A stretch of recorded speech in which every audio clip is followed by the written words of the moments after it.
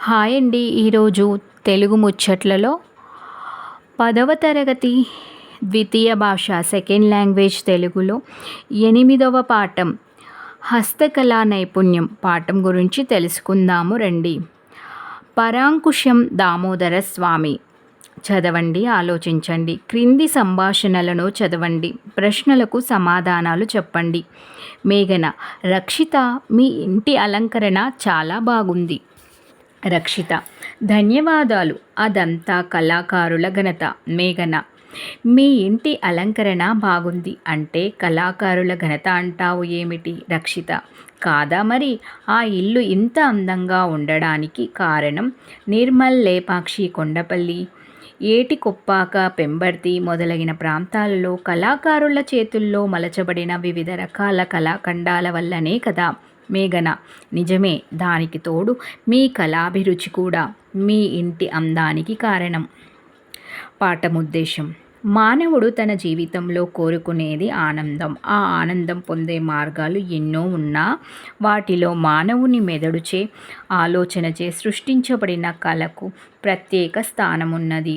ఎన్నో అపురూపమైన వస్తువులను తన మస్తిష్కంలో ఆవిష్కరించి వాటికి రూపాన్నిచ్చి తన హస్తకళా నైపుణ్యంతో మనల్ని అబ్బురపరచడం చూస్తున్నాం. ఇలా తమ హస్తకళా నైపుణ్యంతో ప్రపంచాన్ని తమ వైపుకు తిప్పుకున్న పెంబర్తి కళాకారుల నైపుణ్యాన్ని తెలియజేయడం ఈ పాఠం ఉద్దేశ్యం. ఇత్తడి లోహంతో మీరు తయారు చేసే వివిధ రకాల అందమైన వస్తువుల గురించి తెలుసుకుందాము. పాఠ్యభాగ వివరాలు. ఈ పాఠం వ్యాస ప్రక్రియకు చెందింది. ప్రస్తుత పాఠం పరాంకుశం దామోదర స్వామి గారు రచించిన ఈ నేల ఈ గాలి వ్యాస సంపుటి నుండి గ్రహించబడింది. రచయిత పరిచయం. పరాంకుశం దామోదర స్వామి గారు ప్రస్తుతం హనుమకొండ జిల్లా షాయాంపేట గ్రామంలో జన్మించాడు. 1963 నుంచి 1987 మార్చి దాకా ఆంధ్రజ్యోతి దినపత్రిక న్యూస్ బ్యూరోలో వివిధ స్థాయిల్లో, 1987 నుంచి 1991 వరకు ఆంధ్రప్రభ పత్రికలో పనిచేశాడు. ఆంధ్రజ్యోతిలో పనిచేస్తున్న కాలంలో రాజధాని లేఖ శీర్షికను నిర్వహించి వందలాది వ్యాసాలు రాశాడు. ఈయన వ్యాసాలను లభ్యమైన వాటిని ఈ నేల ఈ గాలి వ్యాస సంపుటిగా ప్రచురించారు. జాతీయ సమైక్యత, సహోదరత్వానికి దోహదం చేసే జర్నలిస్టుకు ఇచ్చే అవార్డును 1985లో యునైటెడ్ హిందూ ముస్లిం ఫ్రంట్ ఈయనకు ప్రదానం చేసి సత్కరించింది. పాఠంలోకి వెళ్దాము రండి. అది పెంబర్తి గ్రామం. లోహాలలో హస్తకళా నైపుణ్యం చూపి అపురూపమైన కళాఖండాలను సృష్టిస్తున్న కేంద్రమది. పెంబర్తి గ్రామం వరంగల్ జిల్లాలో జనగామ తాలూకా కేంద్రానికి సమీపంలో ఉన్నది. హైదరాబాద్ నగరానికి 60 మైళ్ళ దూరంలో ఉన్నది. ఇత్తడి రేకులపై నగిషీ, పురాణ, చారిత్రక గాథల చిత్రాలు, నృత్య భంగిమలు, సుందరంగా పూలు, లతలు చెక్కి ఇత్తడికి బంగారం లాంటి విలువ కలిగిస్తారు అక్కడి కళా నిపుణులు. పెంబర్తి గ్రామంలో ప్రస్తుతం ఈ కళా నిపుణుల కుటుంబాలు 25 వరకు ఉన్నాయి. ఇత్తడి బోళ్ళు అంటే పాత్రలు సిద్ధం చేసే కుటుంబాలు 25 ఉన్నాయి. వీరంతా విశ్వబ్రాహ్మణులు. గతంలో వీరి కుటుంబాలు 500 వరకు ఉండేవి. కాకతీయ రుద్రమదేవి కాలంలో వీరి పూర్వీకులు శిల్పులు. కాకతీయ శిల్పకళా రీతికి భాగస్వాములు. సామ్రాజ్యం క్షీణించడంతో శిల్పకళకు అవసాన దశ వచ్చింది. జీవనోపాధి కోసం బంగారం, వెండితో ఆభరణాలు చేయడం ప్రారంభించారు. రాళ్లతో చైతన్యం కలిగించిన ఆ చేతులు సున్నితమైన బంగారం, వెండిపై నక్షీలు చెక్కడం విడ్డూరమే అయినా వారికి కళా హృదయం అని చెబుతుంది. పెంబర్తి గ్రామంలో ఏకాంబరేశ్వరి ఆలయం ఒకటి ఉన్నది. ఆ ఆలయం పూర్వీకులు చెక్కిన చివరి శిల్పం. ఈ కళా నైపుణ్యం తరతరాలుగా వంశపారంపర్యంగా సంక్రమించింది. వారి రక్తంలో కళా సంపద, భావన, శబలత, సాంకేతిక విజ్ఞత ఇమిడిపోయాయి. ఈ కళాఖండాలను సృష్టించడం వారి నిత్య నైమిత్తికం. అది వారి జీవనం. రాళ్లపై ఉబ్బెత్తుగా మానవ, జంతు రూపాలు స్వరూపాలు, పూలు, కాయలు, తీగలు చెక్కినట్టే ఇత్తడి రేకుపై చెక్కుతారు. వాళ్ళ కళారీతుల్లో కాకతీయ లేపాక్షి శిల్పశైలి వ్యక్తం అవుతుంది. దేశ పరివ్యాప్తంగా ఎక్కడ శిల్పాలయాలు ఉన్నా, ఏ సాంప్రదాయం ఉన్నా దాన్ని ఆకలింపచేసుకొని ఇత్తడిపై మలచడం వారి ప్రతిభ.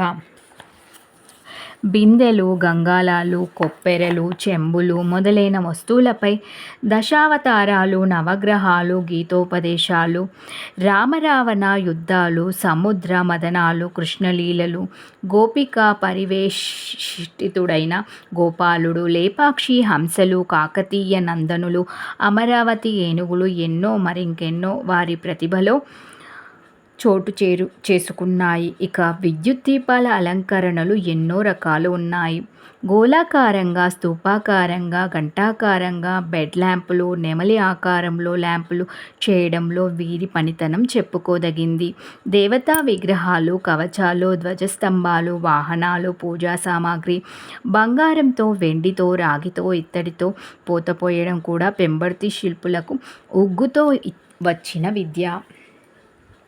తెలంగాణ ప్రాంతంలోని పలు దేవాలయాల్లోనూ, కోస్తా జిల్లాలో కొన్ని దేవాలయాల్లో వీరి కళా సంపద చోటు చేసుకుంది. మహారాష్ట్రలోని తుల్జాభవాని దేవాలయం వీరి కళా నైపుణ్యానికి కానాచి. కుతుబ్షాహీ, అసఫ్జాహీ, నిజాం నవాబులు, రాజుల కాలంలో నవాబులు, జాగీర్దారులు, ధనికులు పెంబర్తి కళాకారులను విస్తారంగా పోషించారు. బంగారం, వెండితో పాందాన్లు, నాగర్దాన్లు, హుక్కాలు, పన్నీరు బుడ్లు మొదలైన వస్తువులే కాక వారి స్త్రీ జనానికి ఆభరణాలు చేయడం వీరి సొత్తే. ఒక దశలో పెంబర్తి గ్రామాన్ని చాందినీఘర్ అని నవాబులు ప్రీతితో పిలిచేవారు. నవాబుల కాలం తర్వాత బంగారు, వెండితో పనులు చేయడం ఆగిపోయింది. క్రమేణా ఇత్తడిపై తమ పనితనాన్ని చూపడం ప్రారంభించారు. ఆంధ్రప్రదేశ్ ప్రభుత్వం వీరి కళా నైపుణ్యానికి మెచ్చి 1956లో పెంబర్తిలో Vishwakarma brass, copper, silver industrial cooperative సొసైటీని నెలకొల్పి ప్రోత్సహించింది. ప్రస్తుతం కళాకారులందరూ తమ వస్తువులను సహకార సంఘం ద్వారానే విడుదల చేస్తుంటారు. దేశంలో ఎన్నో కళా ప్రదర్శనలోనే కాక విదేశాల్లో జరిగిన ప్రదర్శనలో పెంబర్తి కళాఖండాలు చోటు చేసుకున్నాయి. ఎక్స్పో 70, ఏషియన్ 1972, క్రాఫ్ట్ ఇండియా 1974 మొదలైన అంతర్జాతీయ హస్తకళా ప్రదర్శనలో పాల్గొన్నారు. ప్రముఖులను సన్మానించినప్పుడు, బహుమతులు ఇచ్చినప్పుడు వాడుతున్న షేళ్లులను ఇప్పుడే తయారు చేయడం ఆయా సంస్థలకు మామూలు అయిపోయింది. వీరికి కావలసిన ఇత్తడి రేకులు కలకత్తాలోని కార్పొరేషన్ సరఫరా చేసింది. ఇది చాలా మేలు రకమైనది. 72% రాగి, 28% యశోదము మిశ్రమంతో ఇత్తడిలో మేలు రకం వస్తుంది. బంగారు వన్నె వస్తుంది. చక్కగా సాగుతుంది. నగిషీకి అనుకూలంగా ఉంటుంది. నగిషీ చెక్కడం విధానం అదొక శాస్త్రం. అది వారికి ఉగ్గుపాలతో అబ్బిన విద్య. చెక్కడానికి 100 రకాల ఉలలు, మేకులు వాడుతారు. పనిముట్లను వారే సిద్ధం చేసుకుంటారు. ఆ తీరుని మరెక్కడా లభించవు. ఆ కళాకారులతో ముచ్చటిస్తున్నప్పుడు ఆ కళల పట్ల వారికున్న అభినివేశం వ్యక్తమవుతుంది. నైపుణ్యానికి ఎప్పటికప్పుడు మెరుగులు దిద్దుకోవాలన్న ఉబలాటం కనిపిస్తుంది. మేము కేవలం అన్నం మీద ఆధారపడే జీవులం కాదు, కళ కోసం కూడా జీవిస్తాం. మా పనితనం చూడ్డానికి బంగారం, వెండి లభించని కాలం వచ్చింది. అందువల్ల ఇత్తడిపై చూపుతాం. అది కూడా కరువు అయ్యే కాలం వస్తే మళ్ళా రాళ్ళే శరణ్యం అని శ్రీ ఐలాచారి అన్నారు. ఆ మాటలలో హృదయం ఉంది, ఆత్మవిశ్వాసం ఉంది, ధైర్యం ఉంది. ఇది ఉద్యోగాలు దొరకని కాలం. పై చదువులు చదివినా లాభం లేదు. మా కులవృత్తి మాకు ఉంది. దానిని వదులుకొని ఇంకొక దానిని అర్రలు చాచడం అసందర్భం. నా కులవృత్తికి మెరుగులు దిద్దుతాను, రాణ చేస్తాను అని మెట్రికులేషన్ చదివిన 18 సంవత్సరాల వెంకటేశ్వర్లు అన్నాడు. ఆ మాటలలో పట్టుదల కనిపించింది, స్థైర్యం కనిపించింది. అది వారి కులవృత్తి, అది వారి హస్తకళ, అది వారి గృహ పరిశ్రమ.